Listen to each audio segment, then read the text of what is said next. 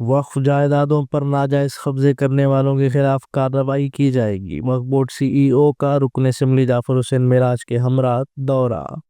तेलंगाना वक्फ board के सदर Syed Azmatullah Husaini ने मजलिस के रुकन असम्बली याकूतपुरा जाफर हुसैन मेराज के हमरा हल्के असम्बली याकूतपुरा के डिवीज़न मादानापेट के मुदाफ़ाती कब्रिस्तानों का दौरा किया। इस मौके पर सैयद अजमतुल्लाह हुसैनी ने मादानापेट कब्रिस्तान का दौरा करते हुए वक्फशुदा कब्रिस्तान की ज़मीन का मुहासिबा किया और जायज़ा लिया। इन्होंने शदीद बरहमी का इजहार करते हुए कहा कि कब्रिस्तानों पर नाजायज़ कब्जे करने वालों के खिलाफ तेलंगाना वक्फ बोर्ड सख्त कार्रवाई करेगा। इन्होंने कहा कि एक टास्क फोर्स की टीम तेलंगाना वक्फ बोर्ड की जानिब से तश्कील दी जाएगी जो वक्फ जायदादों का तहफ़्फ़ुज़ करेगी। पिछले कई दिनों से मुसलसल मुकामी एमएलए साहब, मुकामी कारपोरेटर्स, अवामी नुमाइंदे और दीगर तंजीमों के जानिब से और मुकामी अवाम के जानिब से ईदगाह मादानापेट के सामने जो कब्रिस्तान है, वक्फ बोर्ड के तहत जो कब्रिस्तान आता है, उसको यहाँ पर कुछ लोग इलीगल इंक्रोचमेंट्स जो कई सालों से यहाँ पर अपने लकड़ी के कारोबार कर रहे थे, वो शुबा ये है कि कुछ लोग बोलते हैं कि वो खुद जला लिए हैं, कुछ लोग बोलते हैं कि हादसे से जला है। जो भी है, पुलिस उसकी तहक़ीक़ात कर रही है।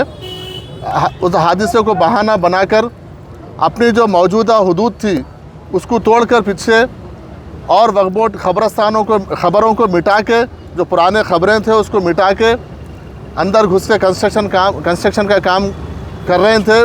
जेसीबी इसको लगा के हमने उनको कई बार मना किया और हमारे अमले के ज़रिए उनको हम बोल भेजे थे कि ये आप गलत कर रहे हैं, ये क्योंकि आपका पुराना आपका जो हुदूद था, ठीक है, वो भी आप इलीगल थे वहाँ पर, लेकिन उससे हट के आप जो नया कंस्ट्रक्शन बुलडोज़र लगा के तोड़कर खबरों को मिटाकर, और जो खबरें थे उनके भी वारिस से यहाँ पर आके मुसलसल वक्फ बोर्ड में शिकायत कर रहे थे कि गलत तरीक़ा है। उनके कई बार उनको हिदायत देने के बावजूद भी वो अपने हटदर्मी से बाज नहीं आ रहे थे और अपना तामीरी काम जारी रखे हुए थे। उसके बाद मुसलसल एमपी साहब का, एमएलए साहब का, सबका यहाँ पर बार बार वक्फ बोर्ड को ये हो रहा था कि वक्फ बोर्ड इसके ऊपर कुछ नहीं कर रहा। मैं खुद आज यहाँ पर मौके पर जायज़ा लेने के लिए यहाँ पर आया हूँ और क्लियरली यहाँ पर ये लिखा हुआ है, क्योंकि आप तमाम मीडिया के नुमाइंदे भी साथ थे, आप लोग भी देखे हैं कि पहले ही वो जो मौजूदा उनका जो कब्ज़ा था वो इलीगल था, वक्फ बोर्ड कब्रिस्तान में थे और उससे हटकर और पीछे वो खबरों को मिटाकर काम कर रहे थे।